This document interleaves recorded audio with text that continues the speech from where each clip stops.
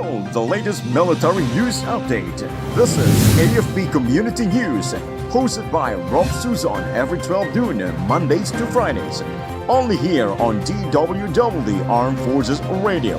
One AFP for a stronger Philippines.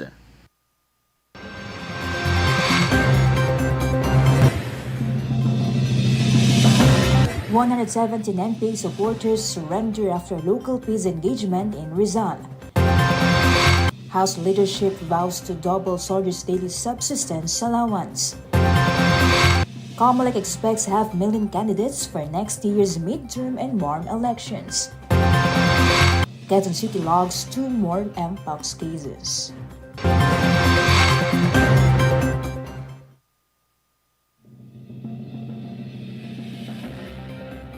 Good day to everyone as well to our troops at Camp Emilio Ginaldo, Quezon City. Today is Monday, September 9, and we will bring you the latest news from the armed forces and other information around the Philippines. I am Rofh Suzon for AFP Community News. DWDD Armed Forces News. For the brief overview of our stories, the 88th Infantry Battalion successfully conducted a local peace engagement in Rodriguez, Rizal. The initiative resulted in the voluntary surrender of 117 new People's Army supporters from Barangay Macabud and Barangay San Isidro. The campaign aims to educate residents about NPA's false ideology under the whole-of-nation approach in addressing the insurgency. The event highlights the collaboration between the military, local government, and stakeholders in promoting peace and development in the area. DWDD Armed Forces News. House Speaker Martin Romualdez has committed to increase the daily subsistence allowance of soldiers. Speaking at the Fellowship of Armed Forces of the Philippines Southern Luzon Command at the House of Representatives in Quezon, Romualdez promised to double the allowance from 150 pesos per day to 350 pesos. He noted that almost 15 billion pesos is needed to raise the allowance for soldiers and members of the AFP. The House Speaker then assures to make this funding including in the 2025 national budget. Armed Forces Radio. From Congress, let us hear from Terence about House panel backs PCC charge versus onion cartel and calls for criminal prosecution.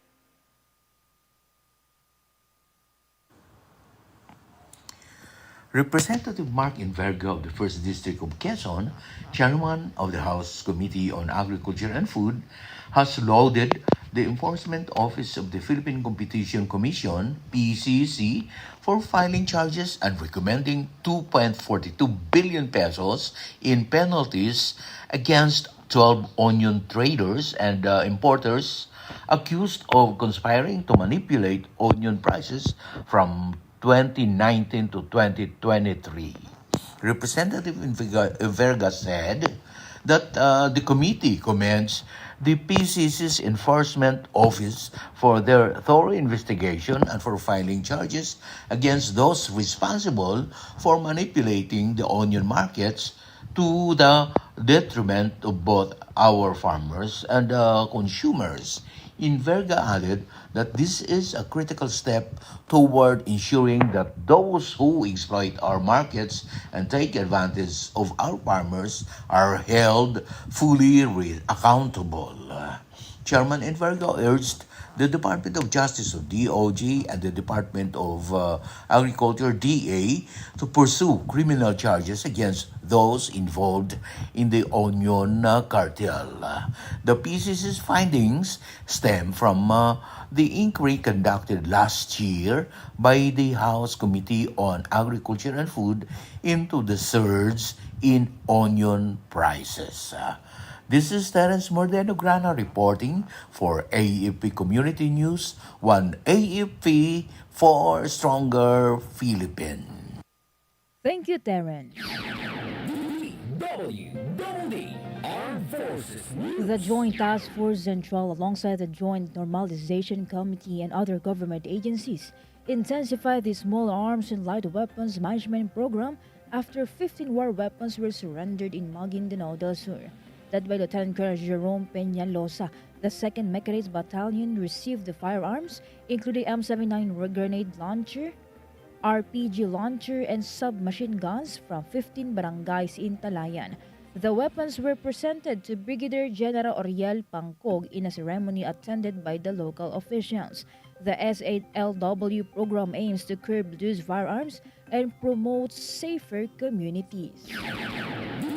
DWDD Armed Forces News. Major General Romel Roldan, the Armed Forces of the Philippines Deputy Chief of Staff for Personnel, visited the 4th Infantry Division at Camp Evangelista, Cagayan de Oro City. During his visit, he led an information drive promoting various livelihood opportunities, including the presentation of bioproducts.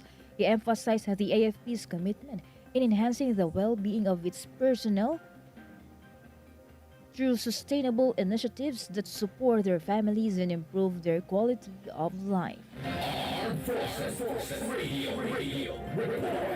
On the other line, let us hear from Beth Tañete about Army troops seize high-powered firearm in clash with CTG in Surigao del Sur.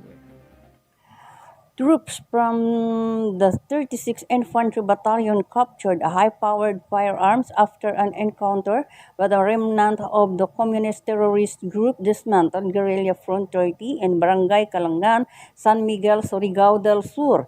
The operation marks a significant success and the ongoing pursuit operation of CTG members. Brigadier General Arsenio Sadural, commander of the 901st Brigade, urged remaining rebels to surrender and avail of the government-enhanced comprehensive local integration program to integrate into society. This is Beth Saneta reporting for the AFP Community News, one AFP for a stronger Philippines. Thank you, Beth Tañete. DWDD Armed Forces News. The International Committee of the Red Cross Batuan Subdelegation held a 2-day training on international humanitarian law and forensics for the 4th Infantry Division officers from September 5 to 6 at Camp Evangelista, Cagayan de Oro City. The training aimed to enhance the decision-making capabilities of 4th ID officers, especially those in field operations, by reinforcing their knowledge of IHL and forensics. 4th ID Commander Major General Jose Maria Cuerpo II expressed the gratitude to ICRC for its commitment in promoting humanitarian law and urged the officers to uphold IHL in all military operations. DWDD For our national news, the Commission on Elections is expecting 500,000 candidates to run in the simultaneous midterm and Bangsamoro Autonomous Region in Muslim Mindanao parliamentary elections next year. COMELEC Chair George Erwin Garcia said that more than 80,200 national and local positions need to be filed up for the upcoming elections. This includes 12 Senate seats, 63 for party lists, and 254 for congressional district representatives. There will also be 82 posts for governors and vice governors and 792 for provincial board members. Armed Forces Radio. From Westcom, more updates from Junes about National Reservist Week Fun Run 2024 energizes Westcom. The National Reservist Week Fun Run 2024 brought a burst of energy at Westcom on Saturday, September 7, 2024. Officers, enlisted personnel, and civilian human resource from the 4th ARSEN, 408 CDC, and ARSEN West and Westcom, all eager to participate in a celebration of fitness and spirit. The event offered 2 race categories, a 3K run and a 5K run, catering to a range of fitness levels and preferences. The National Reservist Week Fun Run is designed to celebrate the dedication of reservists while promoting health and fitness. The early start provided a unique opportunity for participants to enjoy a cool, invigorating morning run, setting a positive tone for the week ahead. As runners lined up at the start, the air was filled with a mix of competitive spirit and camaraderie. The event successfully highlighted the commitment of the participating units and fostered a sense of unity among the reservist community. The National Reservist Week Fun Run 2024 not only celebrated the achievements of these dedicated individuals, but also underscored the importance of maintaining an active and healthy lifestyle. The day's activities set an inspiring precedent for the rest of National Reservist Week, promising more events and celebrations in the days to come. And that's the latest update. This is Private Palayo reporting for AFP Community News. One AFP for Stronger Philippines. Thank you, Junes. DWDD National News. Quezon City has recorded 2 more mpox cases. The city's Epidemiology and Surveillance Division said that both the second and third mpox cases have been placed under home isolation and receiving needed medical attention. Quezon Mayor Joy Belmonte then urges her constituents to take preventive measures against mpox. She asked the residents to regularly wash their hands and stay away from those who show symptoms of the disease. DWDD National News. The Department of Agriculture is expecting to finish the procurement of all 600,000 doses of vaccine against African swine fever next month. DA Assistant Secretary Arnold de Mesa said that validation continues for the ongoing vaccination of hogs in and outside the Lobo, Batangas, so the agency can utilize the initial 10,000 doses of vaccine. DA is targeting to finish the whole vaccination process by December. Agriculture Secretary Francisco Chu Laurel Jr. earlier approved the release of at least 350 million pesos for the procurement of 600,000 doses of ASF vaccine. We have a report coming in about 84th IB leads relief efforts for Typhoon and Teng victims in Nueva Ecija. Go for the details, Jay. Yes, Rofh, the 84th Infantry Battalion conducted relief operation for Typhoon and Teng affected communities in Nueva Ecija. Coordinated with local officials, they distributed relief goods to 200 residents in Barangay Agcano and Barangay Bulakid, Gemba. The following day, they reached 1,500 beneficiaries in Barangay San Cristobal and Barangay Linao, Licab, with support from LGU officials and the police. These efforts highlighted the unit dedication to humanitarian assistance during emergencies. This is Jay Canyo reporting for AFP Community News, one AFP for Stronger Philippines. Thank you, Jay.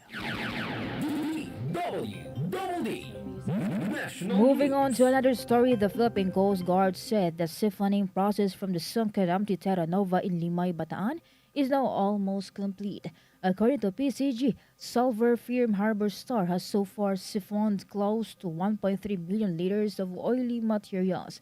This means that there are only about 103,931 liters of mixed oil and seawater left to be removed. Siphoning operations were stalled for 5 days due to rough sea conditions and strong underwater current caused by tropical storm Enteng. DWDD National News. Budget Secretary Amena Pangandaman debunked the fake news circulating on social media that up to 30 million people would lose their PhilHealth coverage. This comes after a medical action group claimed that the Department of Budget and Management reduced the number of indirect contributors to PhilHealth this year. Pangandaman explained that under the Universal Health Care Act, all Filipinos are entitled to health insurance, whether as direct or indirect contributors to PhilHealth. Therefore, claims that millions will lose their coverage are simply false, as PhilHealth is committed to fulfill its obligations backed by substantial funds. The DBM also clarified that in the 2024 proposed budget submitted to Congress, the agency recommended the coverage of 21,161,308 indirect contributors. And now let's hear a report on the ground about 4th ID Commander visits troops in Caraga region. Go for the details, Gina. Rofh, 4th Infantry Diamond Division Commander Major General Jose Maria R. Cuerpo II visited troops across Caraga region. During his visit, he met with brigade commanders, battalion commanding officers, and soldiers from the 401st Infantry Brigade in Agusan del Sur, 402nd Infantry Brigade in Butuan City, and 901st Infantry Brigade in Surigao del Norte. Major General Cuerpo expressed appreciation for their dedication and stressed the need to sustain military gains to resolve the insurgency issue and achieve lasting peace. His visit aimed to boost troop morale and reinforce the command's commitment to the campaign against the communist terrorist group. This is Gina reporting for AFP Community News, 1 AFP for a stronger Philippines. Thank you, Gina. And for other updates, let us hear the details about AFP celebrates National Reservist Week with nationwide fun run. Go ahead, Muffet. Yes, Rofh, the Armed Forces of the Philippines kicked off the National Reservist Week celebrations with a nationwide fun run held in military camps. The event highlighted the theme Tatag ng Laang Kawal para sa Bagong Pilipinas, emphasizing the patriotism and dedication of AFP reservists. Led by Major General Joel Alejandro S. Naknak, the run brought together AFP personnel, reservists, and civilians, promoting camaraderie and physical fitness. The NRW, established in 1979, honors the vital contributions of reservists to nation building. This is Muffet Suzon, reporting for AFP Community News, 1 AFP for stronger Philippines. Thank you, Muffet. DWDD.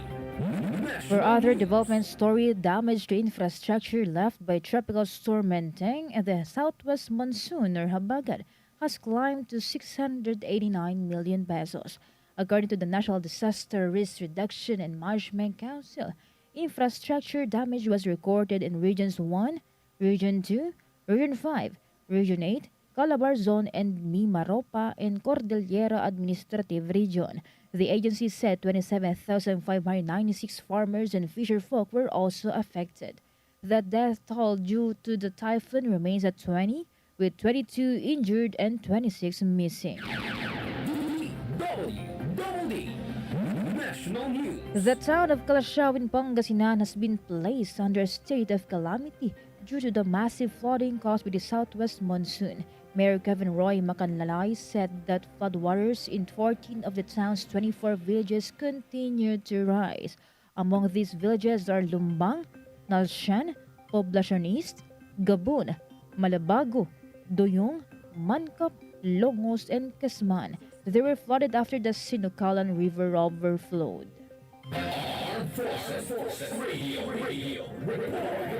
From First CRG, let us hear some information from Meljoy about former commanding officer of dismantled KLG in Bataan surrenders firearm and war material.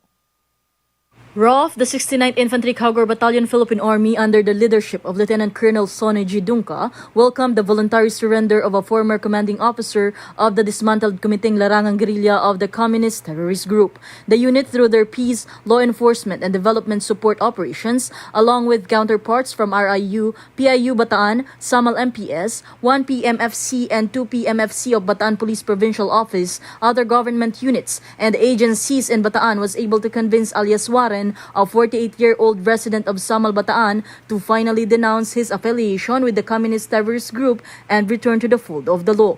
He willingly turned himself over to the 69th Infantry Caguar Battalion Advanced Command Post in Barangay Camacho, Balangas City, Bataan on September 7, 2024. Accordingly, alias Warren had been evading government troops for years before deciding to embrace peace and be reunited with his family for a peaceful life. Demonstrating his sincerity, he also surrendered an M653 rifle along with 1 short and 2 long magazine containing 55 rounds of 5.56mm ammunition, 1 M73 hand grenade, 1 command detonating explosive, 1 blasting cup, and a 67cm detonating cord. Lieutenant Colonel Dunca praised the former rebels' courage in abandoning armed conflict and attributed this achievement to the effective execution of the troops on the ground, particularly in the recently conducted peace, law enforcement, and development support operations in Bataan Province. This affirms the commitment of government forces to support the local government in addressing internal security threats and achieving lasting peace in the area. Notably, Notably, the province of Bataan was recently declared to be in a state of stable peace and security. The former rebel is now undergoing the process of enrollment to the government's Enhanced Comprehensive Local Integration Program, which offers livelihood assistance and security guarantees to those who choose to reintegrate into society. This is Mel Jinesh reporting for AFP Community News, One AFP for Stronger Philippines. Thank you, Meljoy. And now let us hear more from Sena about Philippine Army and Japan Ground Self-Defense Force teams convene for a disaster preparedness meeting. Philippine Army and Japan Ground Self-Defense Force discussed disaster preparedness with officials from the Japan Ministry of Defense and Office of the Civil Defense Region 5 at Camp Simeon, Ola, Legazpi City, Albay on September 5, 2024. The meeting is part of the 4-year Japan-Philippines HADR cooperation project framework that aims to enhance both forces' capability to effectively respond to various types of disasters such as volcanic eruption, tsunami, earthquake, and flood. This event marks a growing partnership between the Philippine armies and the Japan Ministry of Defense in disaster response, aligning both nations' efforts in building resilience and improving humanitarian assistance in times of need. This is Sena from Solcom reporting for AFP Community News, One AFP for Stronger Philippines. Thank you, Sena. DWDD National News. Kingdom of Jesus Christ founder Pastor Apollo Quiboloy has surrendered to the authorities. Philippine National Police spokesperson Police Colonel John Fajardo said the police force gave Quiboloy this ultimatum to surrender within 24 hours or otherwise a building in the KOJZ compound in Davao City would be entered by authorities. Negotiations started at around 1:30 p.m. last Sunday. Quiboloy then turned himself into the intelligence service of the Armed Forces of the Philippines at around 5:30 p.m. Aside from the KOJC leader, also captured were his co-accused Jacqueline Roy, Ingrid Canada, Crescente Canada, and Silvia Semañez. DWDD National News. The Philippine National Police recognized the role of the intelligence service of the Armed Forces of the Philippines in the surrender of Pastor Apollo Quiboloy. In a press briefing at Camp Crame last night, PNP Public Information Office Chief Police Colonel Jean Fajardo stated that negotiations took place between Quiboloy's side and the authorities after the PNP issued a 24-hour ultimatum. The PNP Intelligence Group and ISAF were involved in the negotiations, which led to the peaceful surrender of Quiboloy and his co-accused. Meanwhile, AFP spokesperson Colonel Francil Margaret Padilla affirmed that the AFP fully supports the PNP in the operation to serve the warrant of arrest against Quiboloy, while clarifying that the PNP is leading the law enforcement operation. She also assured that the AFP is committed in assisting law enforcement agencies in maintaining peace and order.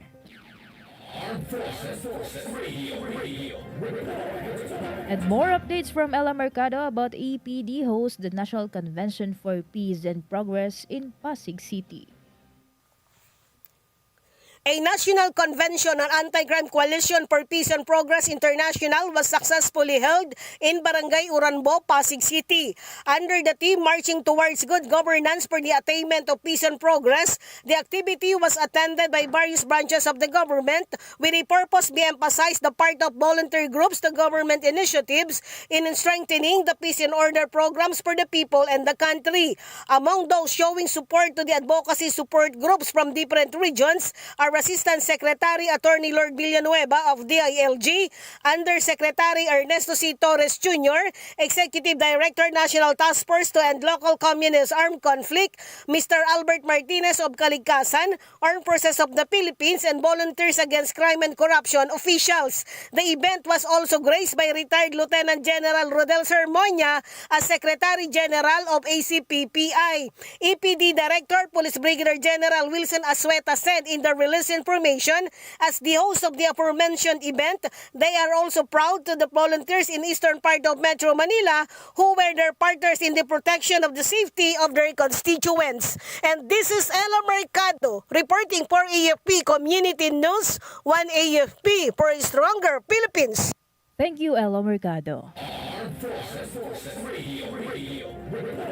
Let us hear more updates from Spencer Ross about Philippine Army and Japan Ground Self-Defense Force hold joint water rescue training. Yes, Rofh, thank you so much. The 525th Combat Engineer Battalion and the Japan Ground Self-Defense Force conducted a joint water search and rescue training at the 525th Company Battalion Training Area in Fort Bonifacio, Taguig City. Despite challenging weather conditions, the team utilized humanitarian assistance and disaster relief equipment donated by Japan last 2021. The training is part of the Japan-Philippines Hadr Cooperation Project, a 4-year framework aimed at enhancing both forces' abilities to respond to various disasters. Rofh, the initiative emphasizes that strengthening regional cooperation and building readiness for future natural calamities. This is Spencer reporting for AFP Community News, 1 AFP for a stronger Philippines. Thank you, Spencer Ross. DWDD National News. The Presidential Anti-Organized Crime Commission said that no cases had been filed against Wesley Guo, the supposed brother of dismissed Mumban Tarlac Mayor Alice Guo. PAOK spokesperson Winston John Casio that those who have cases are only Sheila, Alice and their supposed parents Angelito Guo and Lin Wenyi.